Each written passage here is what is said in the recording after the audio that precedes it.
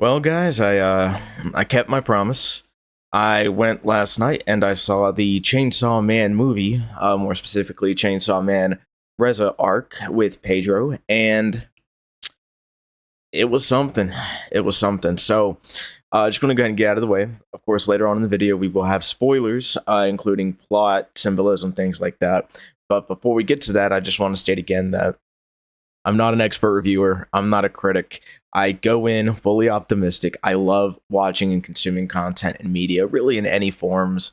But this here, I just wanted to give my thoughts on it. On of course a non-spoiler review of sorts, but also just diving into it and getting like some symbolism that I thought was really neat, as well as some not necessarily parallels, but yeah, we'll get to it. Anyways, to start. Of course, just recently watching the Chainsaw Man season 1. It it was a wild ride. Of course, I had my video on that a little bit ago, a few days ago. But regarding the movie, I want to go ahead and say the first thing that just blew my mind was the animation. Now, granted, I don't really know if blowing my mind is an appropriate term because it's Mappa. The guys that made Attack on Titan, they're already renowned for their animation. So really, it's to be expected at this point that they're going to put out some high quality stuff. But um, going into the movie, I mean, the intro at first, the intro in the beginning, like, kind of the I don't want to say like the opening credits or whatever, but that the song in that, I think it's called like Iris Up or Iris Out. That song was a banger. But moving on, the plot of the movie, I felt like the arc specifically. Now, granted, again, this is just the movie and the anime. I've never watched or never read the manga. Honestly, I don't really plan on reading it, just to have the anime to totally envelop myself in it without any fear of spoilers. But the movie itself, this is like the first major arc that I feel was very suited for a movie. Of course, if you watch the show, then you'll understand a lot of the concepts of the movie and appreciate it a lot more, but it's not required.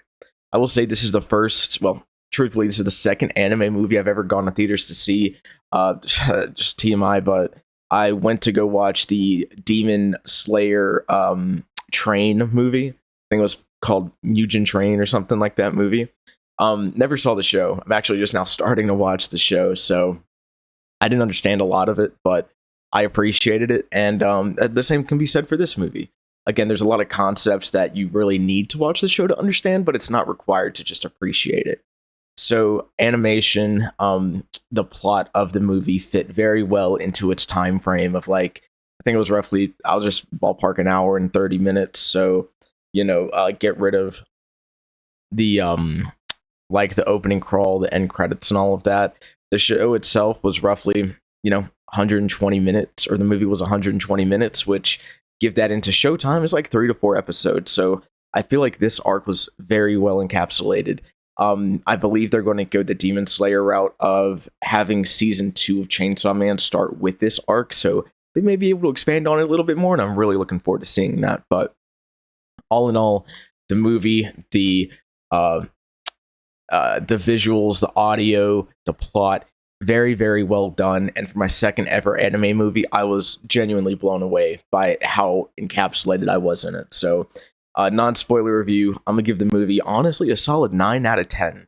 That may be high in a lot of people's books, but we all are entitled to our opinions, and I'm a very opinionated person, I guess. But anywho, moving on into spoiler territory. This is now your spoiler warning for anything regarding the Chainsaw Man Reze arc movie. Okay, awesome. So we're out of the way on that. So, first things first, just to go over a little bit of the plot. I'm not going to go over the entire movie because I'm not about to talk for an hour and a half. But movie starts with Denji. He meets this girl. Well, let's go back to the very beginning. Power is out of the movie for the most part. Apparently, after her battle against the zombies at the end of season 1, Power has taken too much blood, so she has to get drained.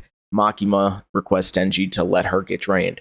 Denji's like, okay, well, that kind of bums me out because my new buddy is the shark fiend who is a dude, and, I'm a hormonal boy. Anywho, Makima makes it up to Denji by going on a date with him. They go movie theater hopping. And what I mentioned in my last video about how there was that little part in the or in the show where Denji was like, "Do I really have a heart? I didn't cry when Himino died. I don't know if I'll cry when anyone else dies." That comes up again, and I love that it did. Again, it felt like such a small part in the show, but in the movie, it was a big focal point, I feel like, where Makima goes on this date with Denji. They watch all these movies. They see the crowd around them in the theater laugh and cry, but neither one of them express any emotion. So Denji starts questioning himself again. Do I really have a heart? Then after that, they go to see like a movie, like the last movie by themselves, cliche, oh, this will be the one that gets you. And yeah, Denji does start crying, but the important part is at the end of the movie, he asks Makima, he says, "Do you think I have a heart?" And she does this little thing where she puts her ear on his chest, hears his heartbeat, and she says, "Yes, he has a heart." I could care less about what she does, but it's what he does. It's how he still questions himself, and I love it. Anywho, he's now head over heels for Makima because he's like, oh, Makima's the one that found out I have a heart. But then he meets this girl, Reze. Reza. I truthfully still can't fully pronounce her name, even though it's 4 letters. I believe it's Reza or Riza. I think it's Reza. And I'm calling her Reza.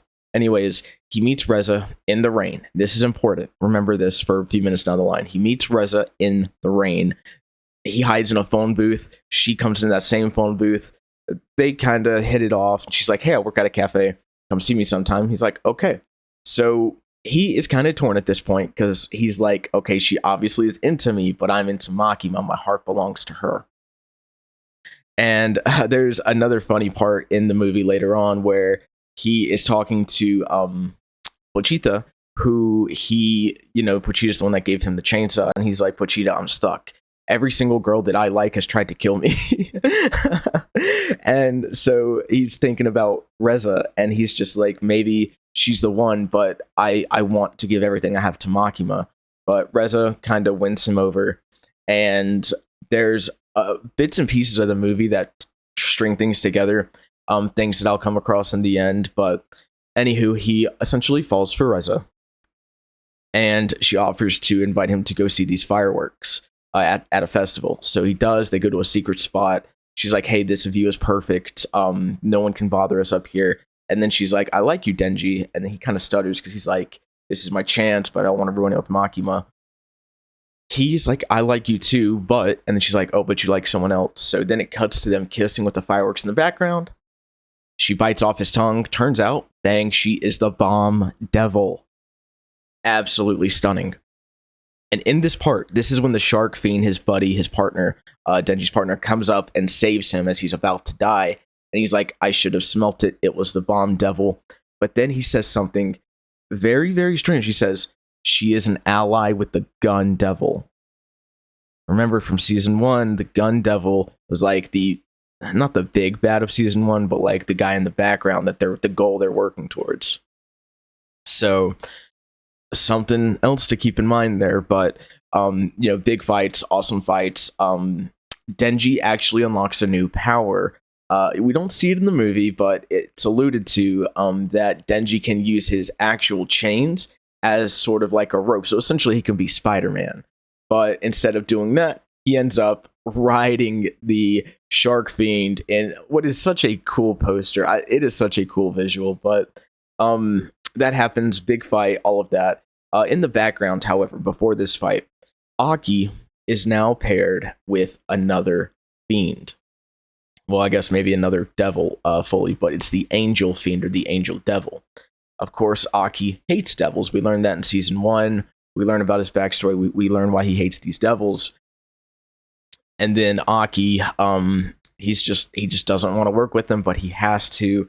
He threatens the angel devil a lot, but it's revealed that the angel devil is like the second most powerful person in his unit, aside from the head honcho of the unit, the guy that trained Power and Denji for a little bit. Moving on, Aki is working with the angel devil, saying, "I just need to get stronger so I can fight the gun devil and, be ready for him." The angel devil, is just like, I don't care. I'd rather die than be here, essentially.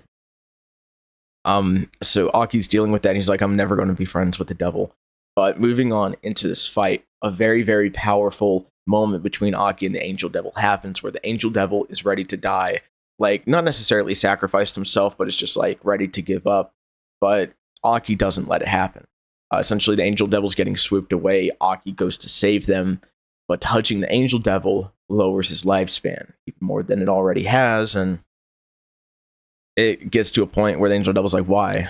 Why would you do that? Aki responds, because I can't let anyone else die in front of me, which, oh, that hits so hard.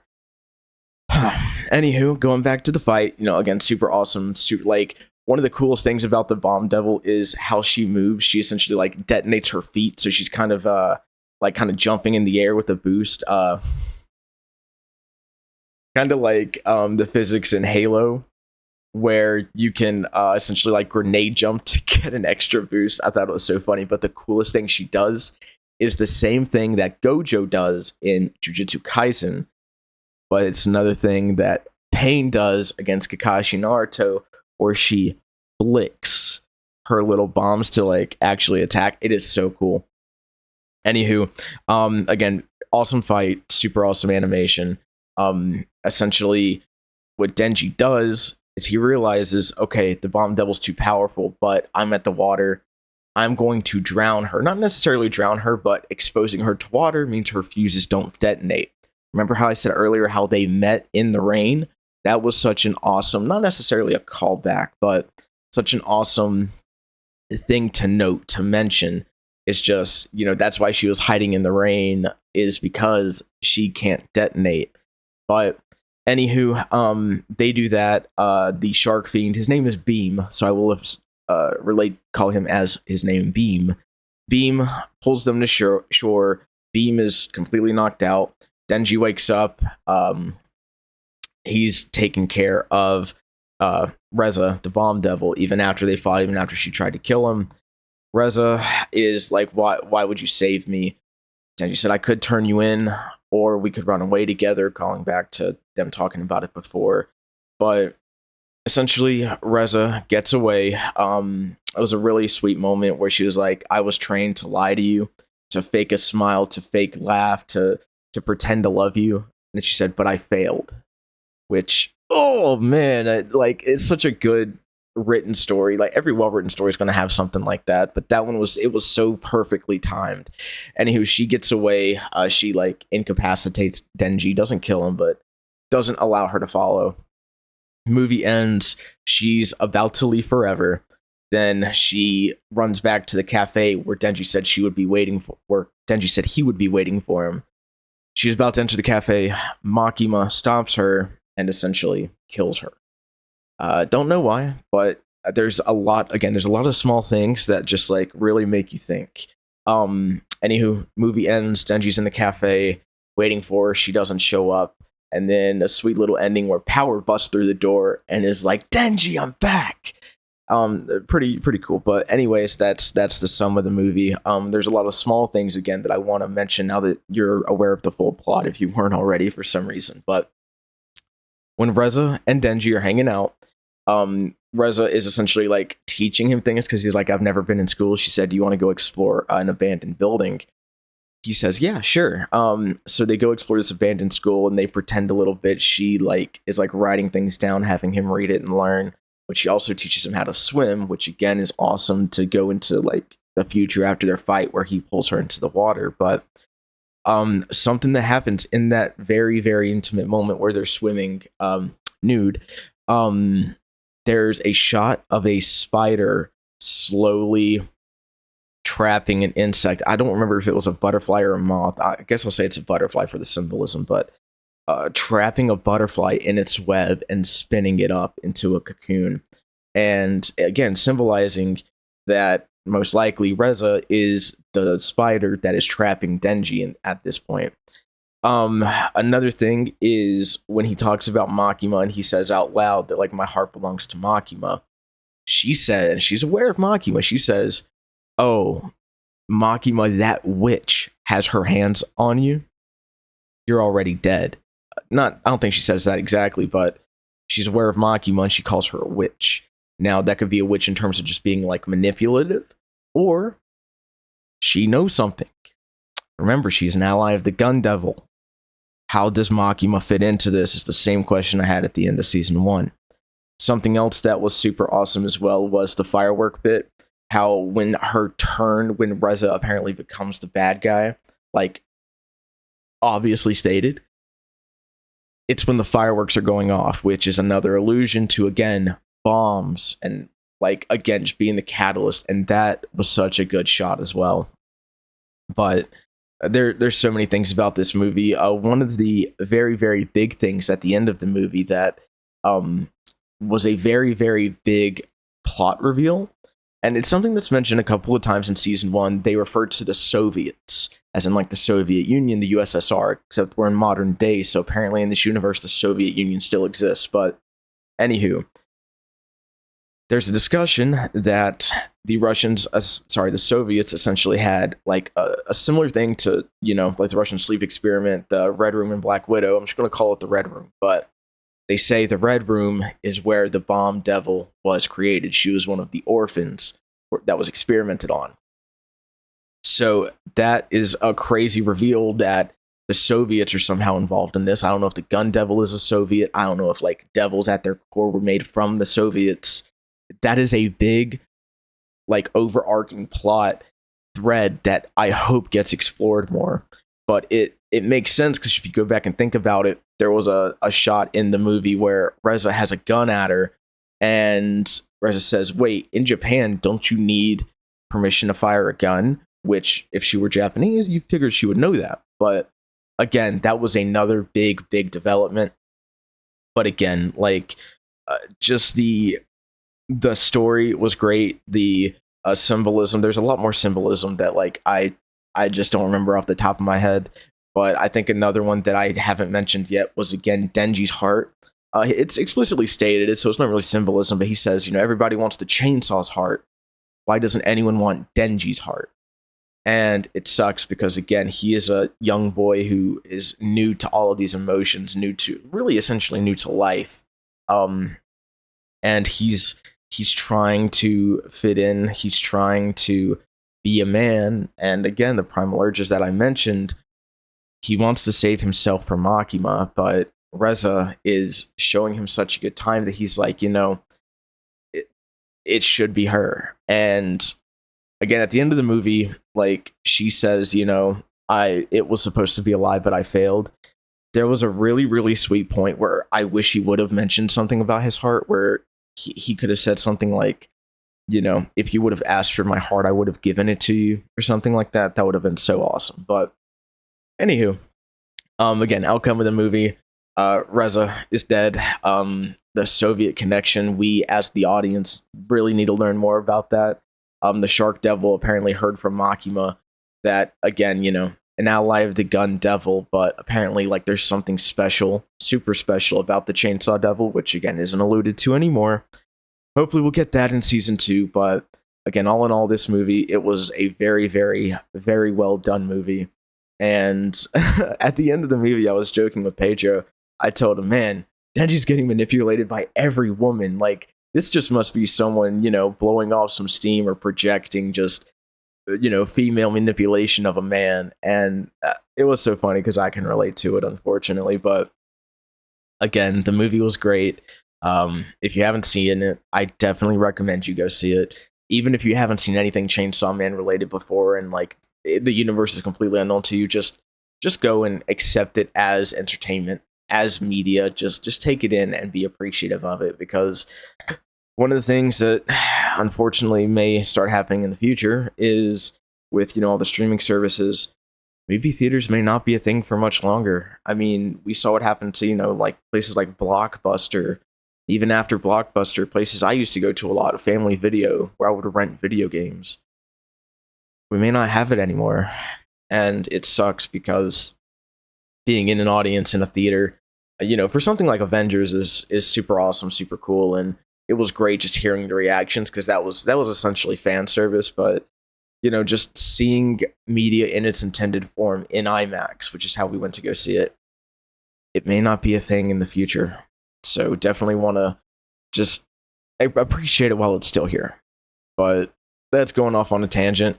That's pretty much it for my critique, review, analysis of the movie. I don't know what you want to call it, but yeah, like I said, I was going to keep my word. I went and saw the movie, and I wanted to let you guys know how I felt about it. But that's pretty much it. I hope you guys have a great rest of your day. Just remember before we head out that I love you, God loves you. Peace out.